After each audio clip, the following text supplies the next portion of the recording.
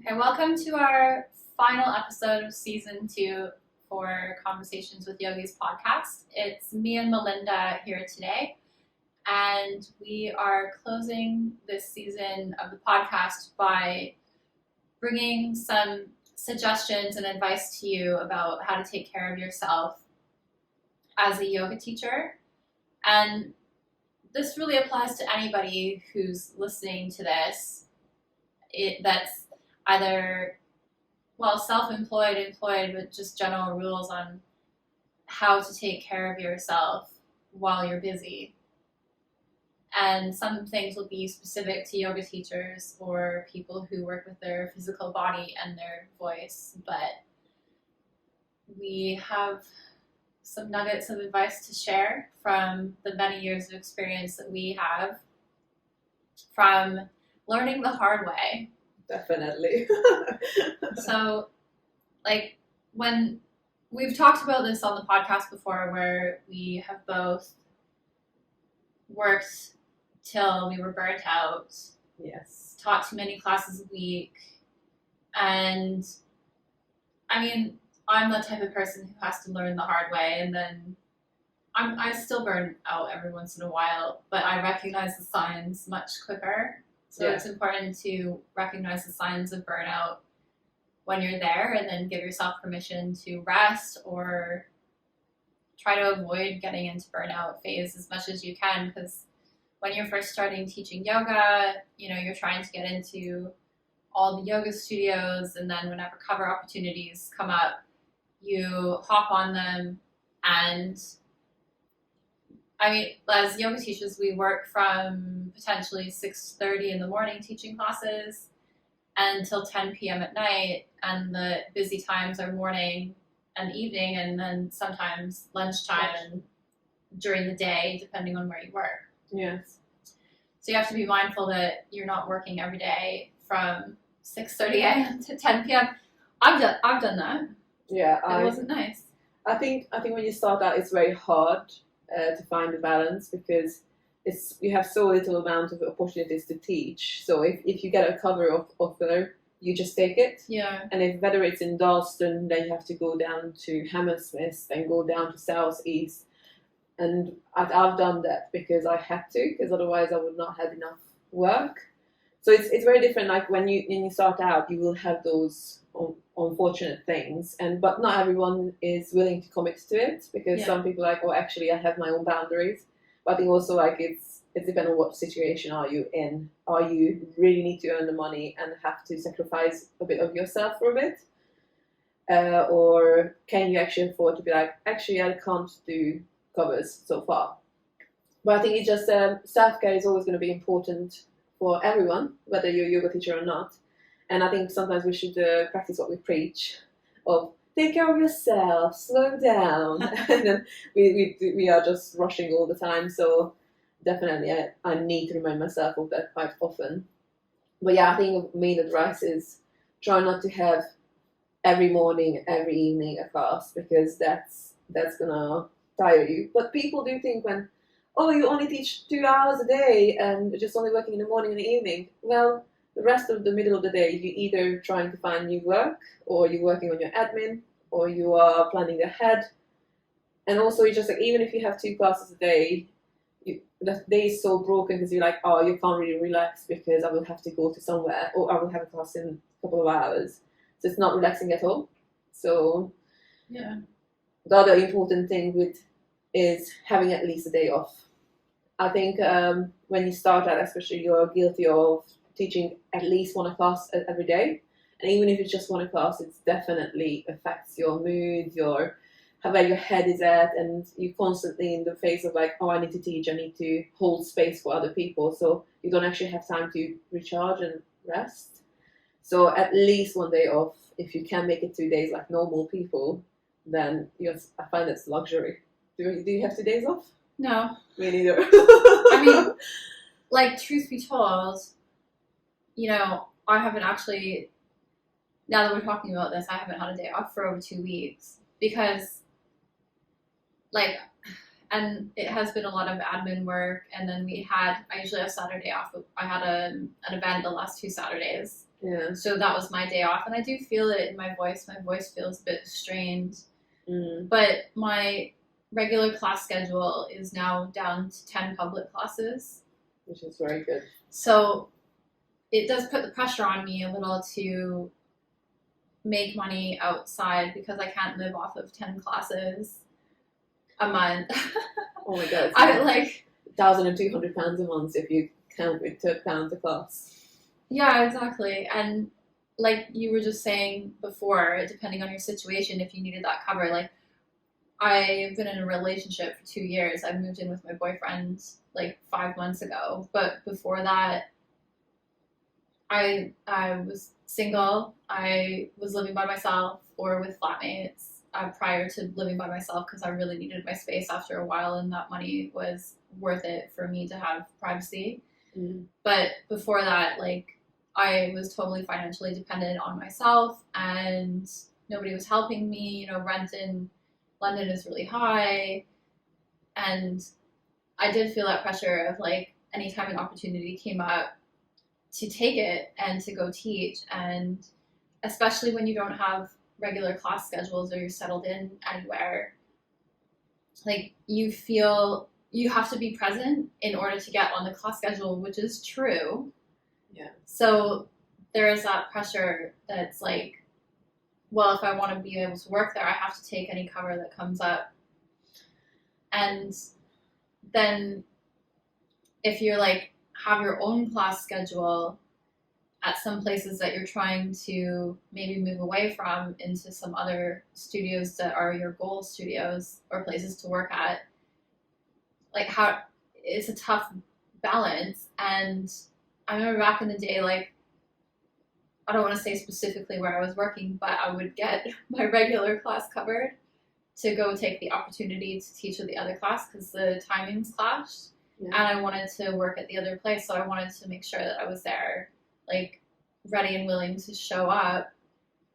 And that was a really hard time in my life because I was working probably 6 or 7 days a week. And we've talked about this on the podcast before, like, up to 25, 30 classes a week. Yeah. And then I would spend that one day I had, usually a Saturday, off recovering. And I was just like, I would sit there, I'm like, my voice hurt so much, my throat hurt so much. Like, even my jaw would be clicking up into my ears, and my ears would feel a little bit weird. And I had to stay home and do nothing. Like, and I was so energetically exhausted with being with people all week that the last thing I wanted to do was hang out with anyone. Yeah. And then I had no social life at all. So I did that for a little while, but obviously recognized that that wasn't sustainable. And now I'm quite diligent with, I don't work Saturdays unless I feel like taking a cover here and there, or I'm teaching an event or a workshop. Yeah.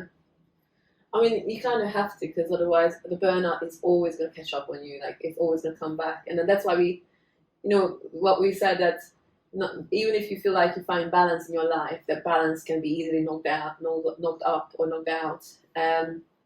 And it's just always coming back and recognizing it early on that you're reaching towards burnout. Even also, like, if you teach so many classes, every now and then I always feel like I need to take a holiday because I'm getting just so much energy giving and receiving as well, but that after a while I just need to really disconnect from all of it. So sometimes I take holidays when I actually don't even do yoga myself at all. I just need to just distance myself from everything, and I come back and I always just like, oh, I love this job and I love my life, but I need those. But I think also depends on what kind of person are you. For example, with covers, what I found, I really love my schedule, and not at the moment, but sometimes I love my schedule and I really don't want to deteriorate from it.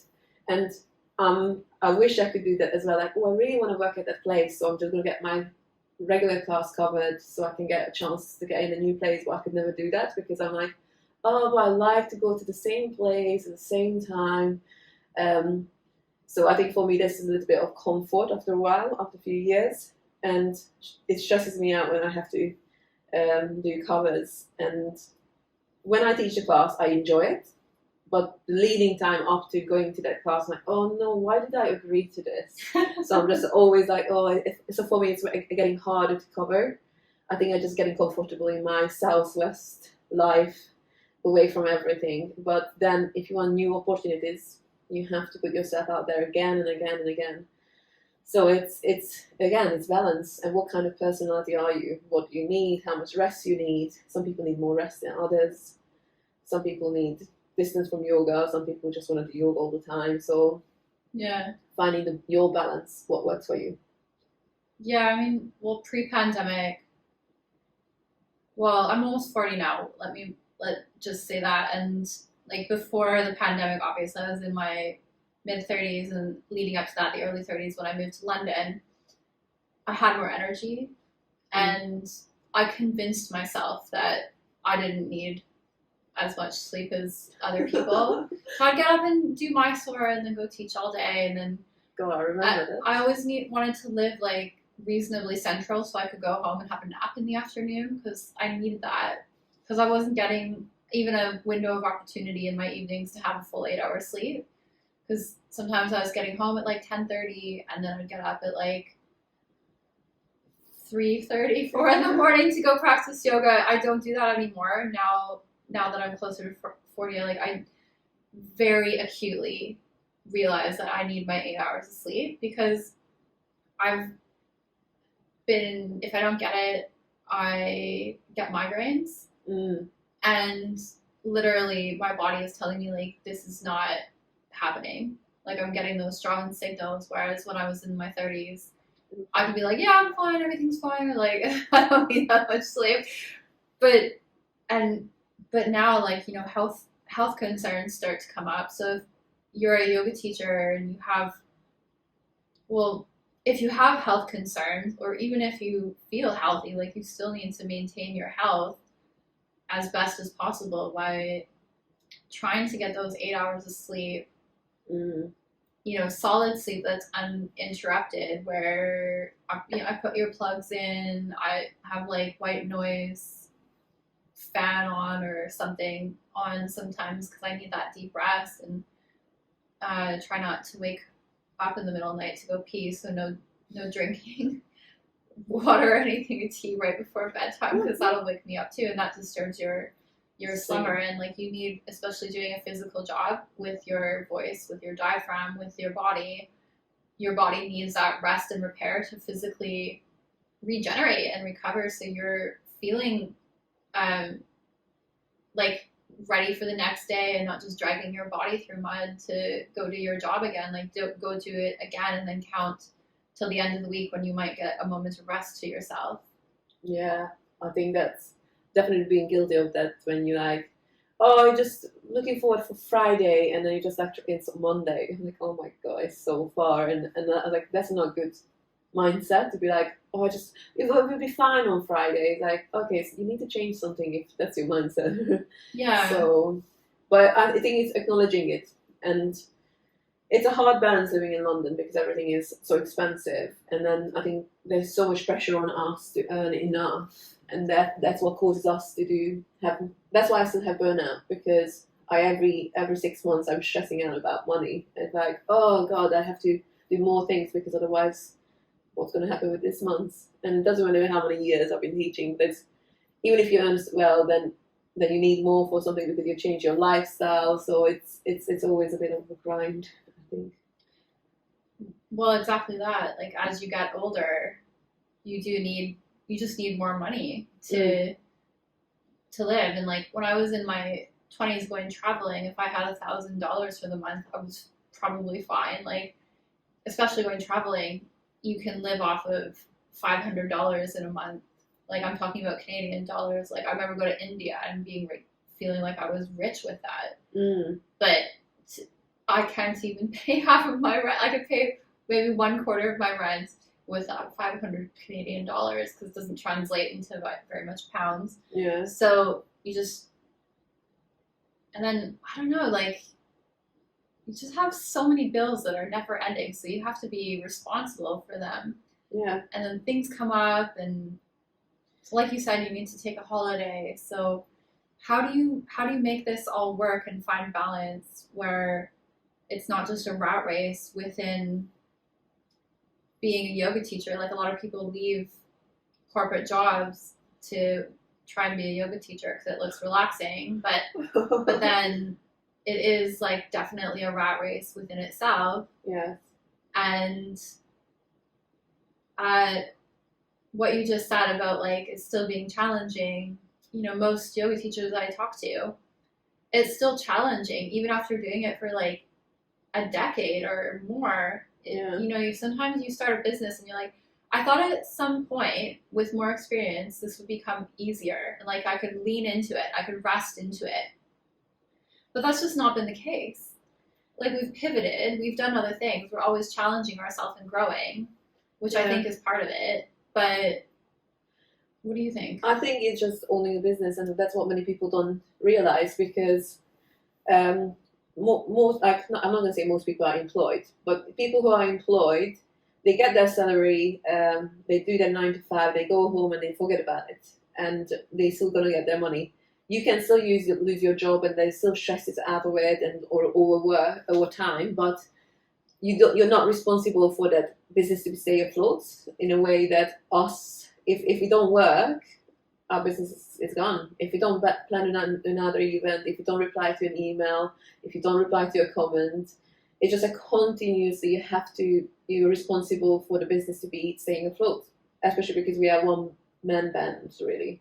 So I think that's why we feel like we can't lean in, because I can see it on my partner as well that he's a director of his family company, and it's continuously working. It's never ending. It's 24/7 every weekend, and he was trying to give out a little bit more work to someone else, but then he still feels responsible, and sometimes calls still come to him.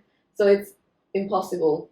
I think it's just like being a business owner. It doesn't matter if it's self-employed sole trader or bigger business. I guess bigger business, the more responsibility, but also then the more money. But for us, I think it's because you are so responsible for everything that happens, how much you earn. If you don't work, you don't get money. So I think that's why I feel like we can't lean into it. And unless you make a business that you have so many classes and then you can give it to someone else to be teaching it, and you still take some cut of it, that's when you can start to lean back, sit back. But then again, as a yoga teacher, it's just hard.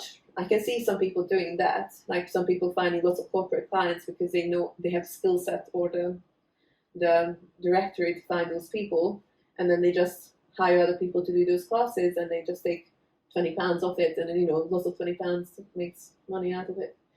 But for me, in my head, that sounds like luxury. It's like, I have so many corporate clients that I'm just going to give them all away to others, which is not really happening. I'm sure that's like a stress in itself, like managing that business and like gaining contracts and stuff. Yeah.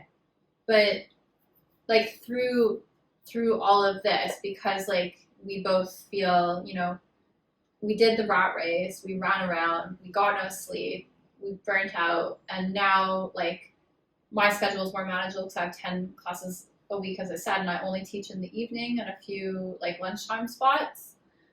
So I get my sleep now, which is super important, because like if I don't, I get like massive migraines and my body's just like, no, we're done for a couple days.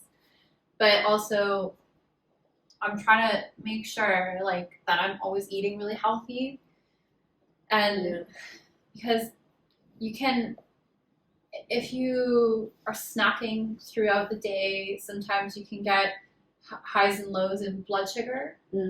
And if your blood sugar dips in that carries on into the cycle of sleep, and if your blood sugar dips when you're sleeping, it can wake you up, and you feel really hungry in the morning if you've eaten late. So I always am conscious of like trying to eat around like 7 p.m. Sometimes that's not possible because I'm teaching then, and I don't want to have a big meal right before I teach.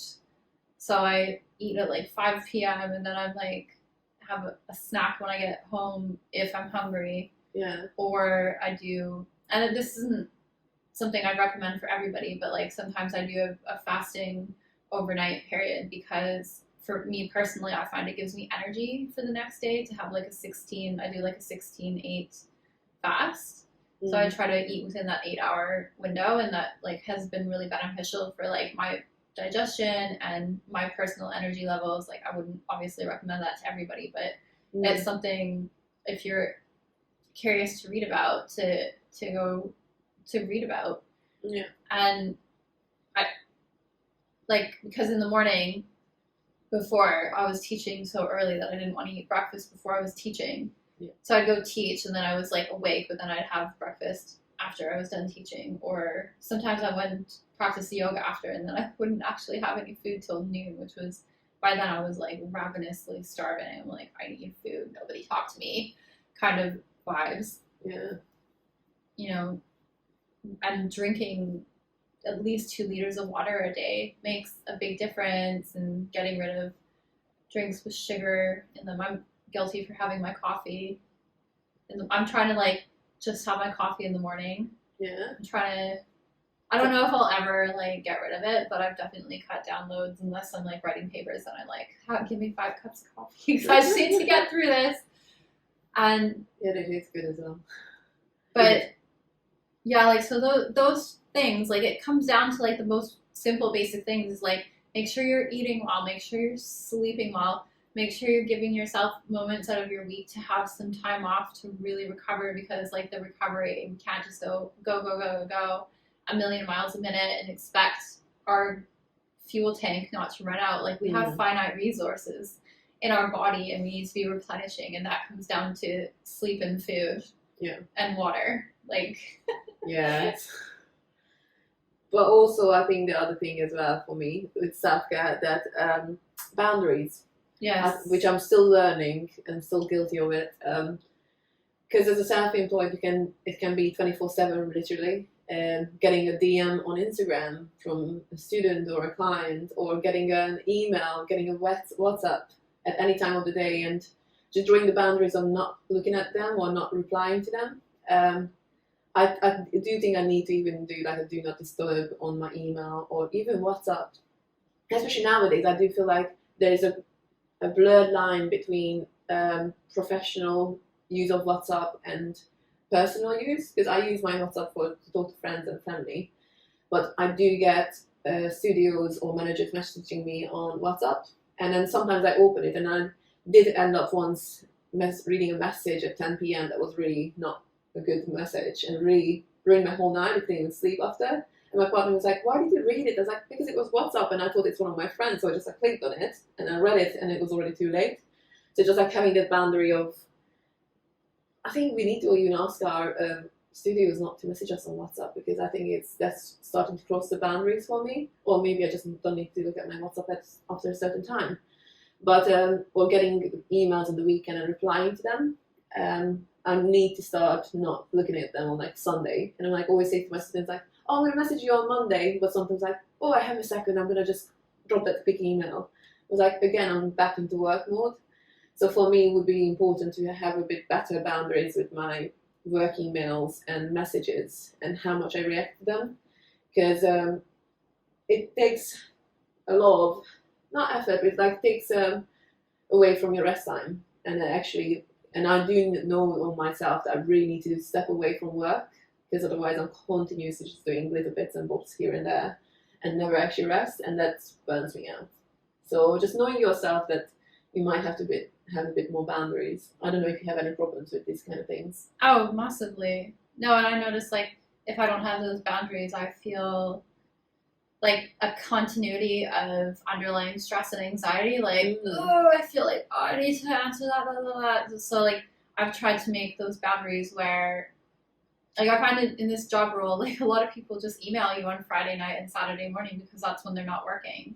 But like, that's my time off. I don't work Friday night and Saturday morning. So you're not getting a reply from me. Like and before I did, I'm like, and then I'm working 7 days a week and never getting that time to like switch off from being, like, I know it's just one email, but you're still like energetically like not retaining anything for yourself. Yeah. And involved in your work. And I've just like become more strict with those boundaries. And like, I'll reply to it on Monday morning when I look at my emails. Yeah. So I try to keep those, and how I manage this now is like, I try to schedule chunks in my day, and I'll do this on Sunday night, depending on what I have to do for the week and what's come up.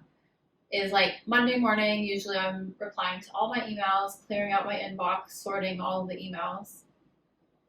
And then that'll happen again on like, Thursday and Friday. So I have those boundaries set, and like same for Instagram notifications and Instagram messages and WhatsApp messages or any messages I receive outside of email. I'll answer all of those in one go. Yeah, okay.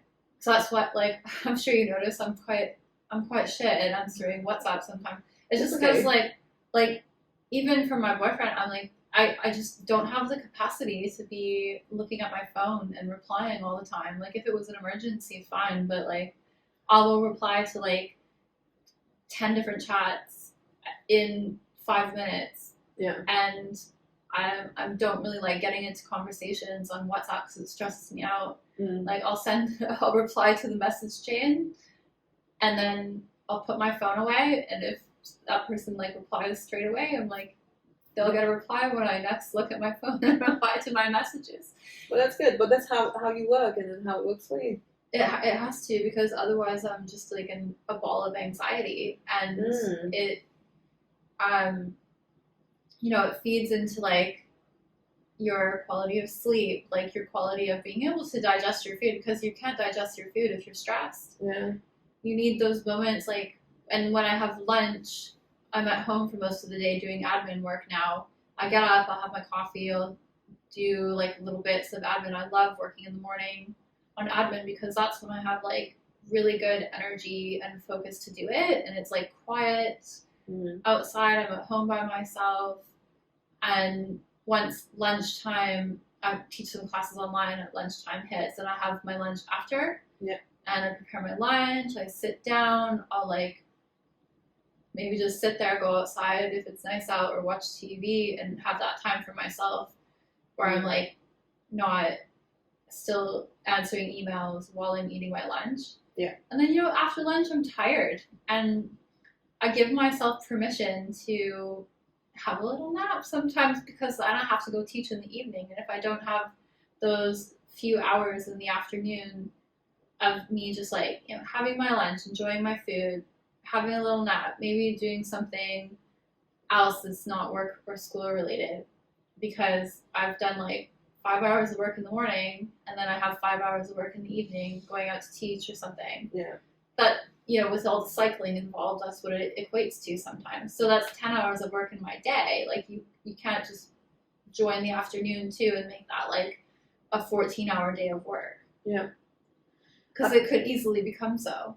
That's the problem as well, that people forget to count that even if you have 1 hour class, you have to get there earlier, then you chat a little bit to people because you want to, and then you leave, and it's in the end it's not an hour, it's 3 hours, depending on how far you have to go. And after a while, that's why I'm not really willing to travel for classes anymore, because I just don't have that time in my life anymore, especially because I live so far out of the city, and it's a lot of work for me to get into Central. But people just like, oh, but you only teach 2 classes a day. It's like, yeah, but it takes me so long some of the time to get there. So just count that as well. If you're a teacher or self-employed or doing anything like this, is travel time is also work time, because can you relax? I mean, if you can sit on a bus and reply to your emails, that's useful, but some people are cycling, some people are riding a motorbike. Yeah, cycling, you don't get that opportunity. No. So cycling, I've noticed, because I had a Tuesday and a Thursday morning class, and I had them both after working Monday and Wednesday night late, so I wasn't getting a full 8 hours of sleep, and I ended up having to give up the Tuesday and Thursday morning classes simply because they paid me less. And I'm like, look, I need my sleep. And then like I realized, I'd go out, cycle, teach those classes, and come back, and it was like 9:30 a.m. by then. But I was exhausted and I couldn't do any work. Like I'd have my breakfast when I got back from there, and then I'd be like, oh, I can't do anything. So really, that 1 hour class turned out to be like 6 hours out of my day. taking away from me working on my own business rather than going to a studio, teaching a 1 hour class for a shit pay and then being too tired to work on my own business. So realistically, I had to like kick myself in the butt and be like, Ashley, what are you doing? Like, are you going to teach this 1 hour class for the rest of your life? Or are you going to invest your time and energy? Because that's a finite resource, especially now that I'm getting closer to 40. I feel it. Like, I'm just tired more. Like, I need to be protective of my energy in this job role too. And living in London is quite energetically depleting. Yes.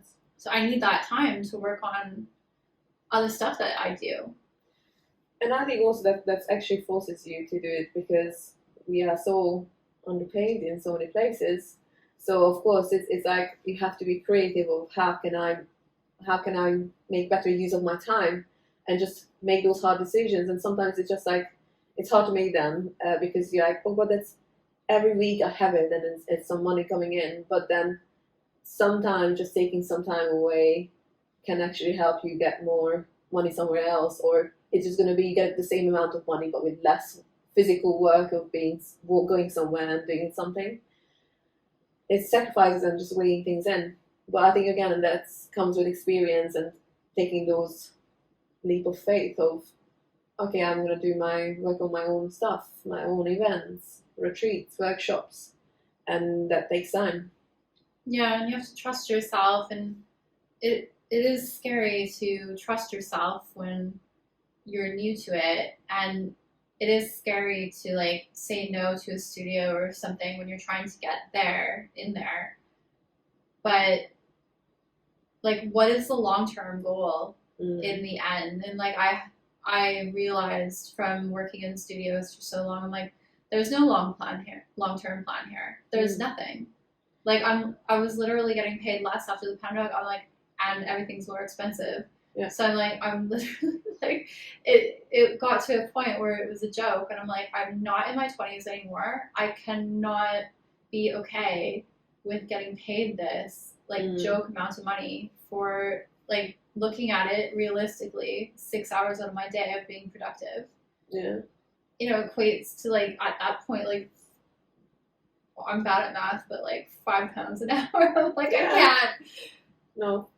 And also, there's no guarantee that class is going to stay there, especially nowadays. Studios are closing, things are changing all the time. So it's never a guarantee for anything. So that stability that we back in the day talked about studios are definitely gone. Well, and like when we started this podcast, we were talking about how we heard of like several studios that have closed, and like even in the last few months, again, like 3 more that we've been talking about have closed, and it's just nuts. It's scary. I mean, it's hard for the businesses, and I can understand. Yeah, for sure. But it's hard for us as well because, as again, self-employed, you have no contract. Your classes can disappear one day to another, and that's why it's so much anxiety. Everything is just hard.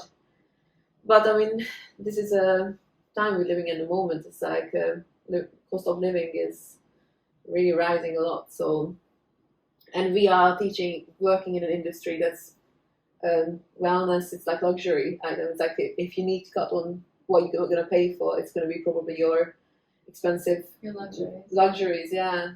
So we knew we were going to suffer, but we didn't know how much. Just like being creative of like, how can we battle through this, but still staying sane at the same time. I just was talking to a yoga teacher yesterday, and she said she like fell off her bike last week and got a concussion. Oh God. And had to go to the hospital. And then I saw her a week after this, and she was back teaching, and I'm like, are you okay? Are you sure you're okay? And her response was like, yeah, I'm good enough. Like, you know how it goes in this line of work, no pay. So like, even with having a concussion and falling off your bike, like she just felt like she didn't have the opportunity to rest, which I totally get, because it's like you still have to pay your rent, and we don't make enough per class to feel like we can miss any classes and still meet the bills that we face at the end of the month. Yep. And that's very true. And so, yeah, and I remember one of the person that I teach afterwards was saying that he's teaching like 30 classes a week and just like, you know, seriously running on adrenaline. And the adrenaline, you know, it only goes so far. Again, we're dealing with finite resources in our body, and then that's like one-way street to burnout. Yeah. Where you just like your body can't make any more adrenaline to run off of. Yeah. It's called adrenal exhaustion. So you flatline. Yeah. And this is when you just like can't pick yourself out of bed, and then you get sick because also your immune system gets compromised. Yeah. So like if these are all the issues that we're facing, and this is like the reality for many people, and I'm sure like people could really, well, even some of my mentees have said to me, you know, like, well, you've been teaching for a long time, like it's easier for you, and like maybe, yeah, I guess like looking in from an outsider, it might look like it's easy for me, but my lived experience of what I do, I feel like everything's gotten busier, which is good because I worked my ass off to work and generate business. Yeah. But as I said before, I don't feel like I can ever just lean into it and rest into it. Like you have to constantly be generating Hustle. more of that. The hustle is real. Like I'm not going to run around and teach 30 classes a week anymore. Like that is never happening. Like even after not having 2 weeks off, or I haven't had a day off for 2 weeks, I feel it in my voice, but I'm teaching just, you know, 2 classes one day and then sitting at home and doing admin work for like the other 8 hours. Yeah. And then we decided to record a podcast as well. So we're like, oh, we have some free time. Shall we do a podcast? Well, it's like we enjoy it. So. But yeah, we love sharing this kind of information with our listeners because they relate to it, and we're being real and honest with, you know, we're not going to tell people like, oh, drink your green juice and go and meditate for an hour a day and then do your journal prompts and then like go to your yoga class and make sure you're there every week and then do your work. It's like that is not realistic for most people. It kills me. Like, I'm sorry for the influencers who post these kind of things like how I start my morning. I have a bath, then I have my green juice and my coffee, then I write my journal, then I see a friend. Like, who the hell has time for that? I was like, I'm really happy for you do. But also it's like showing that unrealistic picture of like, yeah. I'm sorry, do you already have to be like rich and financially secure to do this and not have to work? Like, sure. Like I came, you know, my family's not poor, but we're not rich, and like out of university, I've mostly done everything myself. Like I've hustled and hustled and hustled, but that I don't know. I say that from my perspective, but I recognize that I do have a lot of privilege behind me in that. But I still feel like I've really worked hard for what I have. Yeah, I think, and also like if you're inspired to do better, have better or better lifestyle, or you want to own a property, like because you pay your rent is expensive, but then you want to change it, or I want to own my own property, that takes us so much money. So it's if you want to improve your life all the time, you want to always reach a new goal. You have to keep hustling, and I think it's natural to keep wanting to reach something new.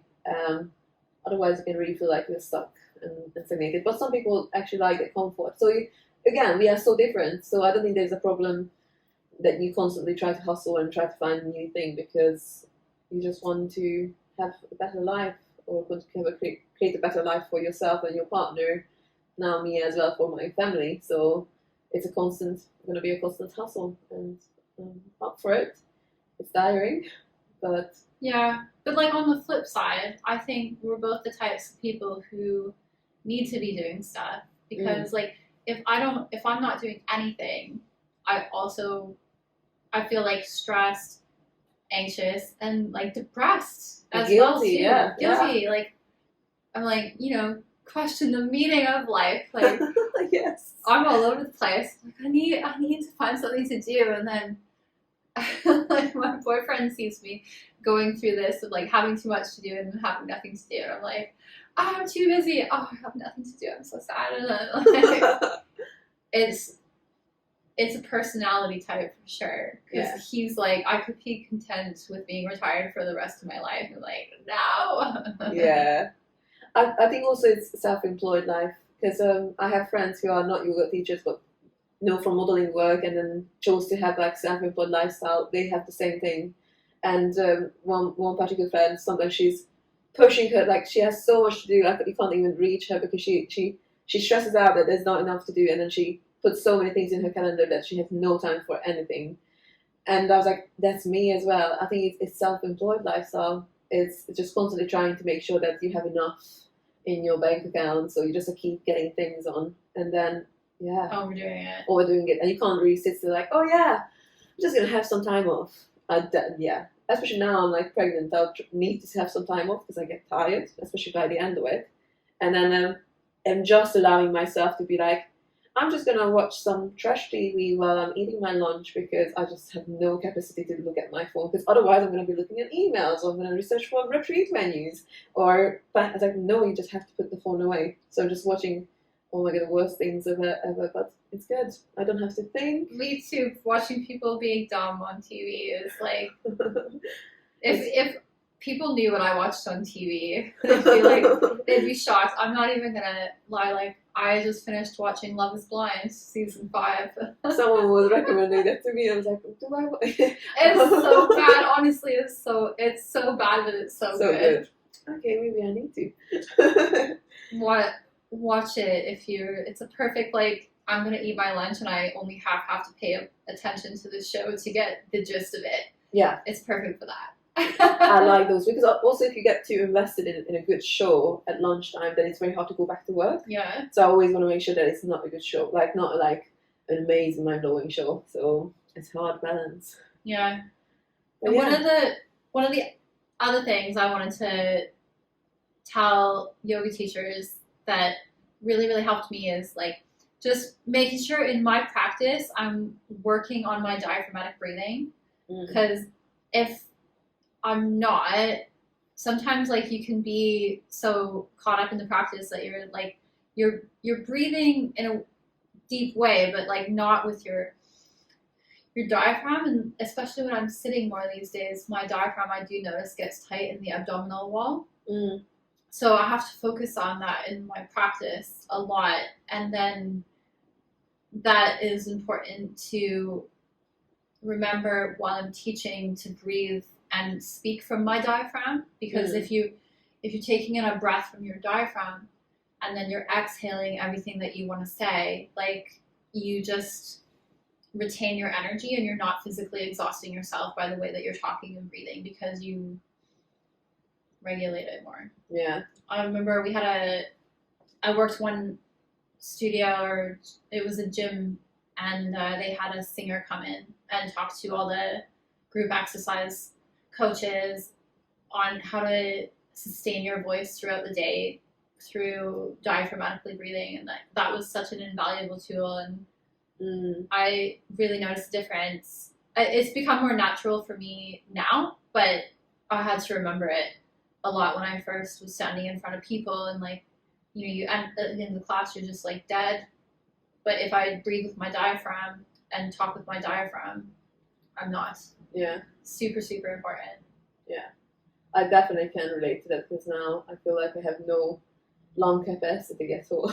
So when I teach, I feel like I'm so out of breath, and it's just so hard to teach, and it's so much more energy, and I'm teaching only 2-3 classes a day.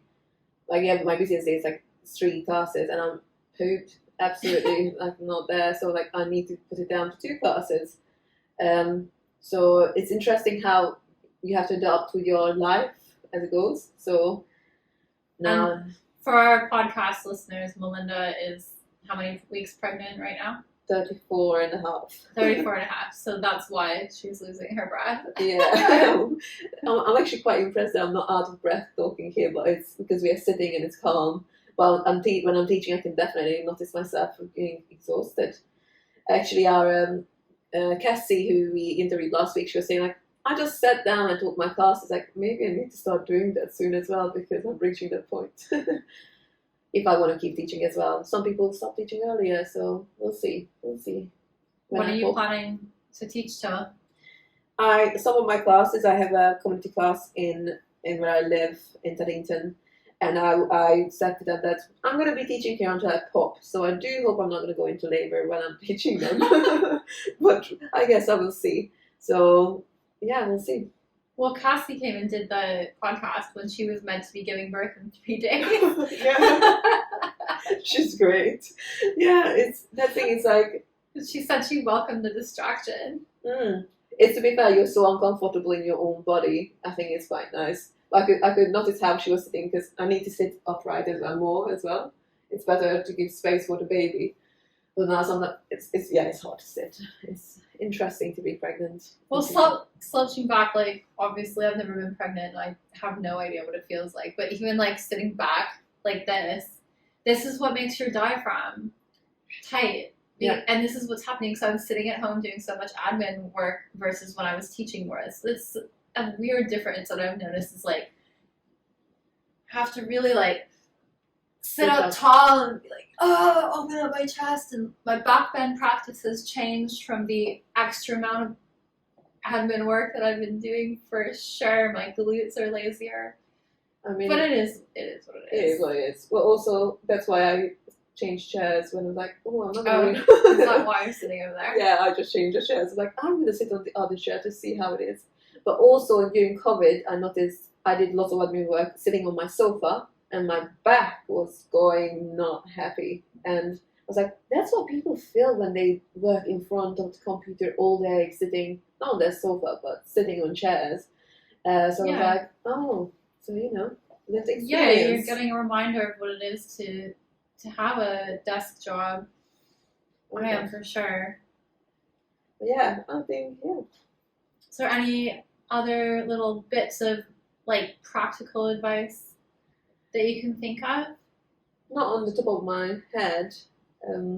But I guess what we can always ask people to let us know if you have anything you want to talk about, us to cover, anyone to talk to. We are going to be coming back for season 3 probably in a couple of months. I have to have a baby and you have to finish your nutrition course. But we want to come back and cover what you are interested in. So we've been enjoying creating all these podcast episodes to teachers, yoga teachers, to practitioners, to anyone who's willing to listen. And we want to cover things that you want to hear about. So if you have any input, please do message us. We are open to any requests, and we want to. And we learned so much. I think this series, I really enjoyed interviewing people because we learned so much and seen so many different perspectives that it really opened my mind. So I really enjoyed this season. Yeah, same. It's been lovely getting to know all of our guests, and if our guests are listening, thank you for joining us. And yes, guest suggestions, send them our way because we just want to do this more, and we'll be back probably in next year, March. Probably. We'll let you know. Depending on how everything goes, because we both have big life changes ahead. Definitely. God, maybe you're going to have a baby on board on Conversations with Yogis. Yeah. Well, we'll see. Okay, thanks for listening, everyone. Thank you.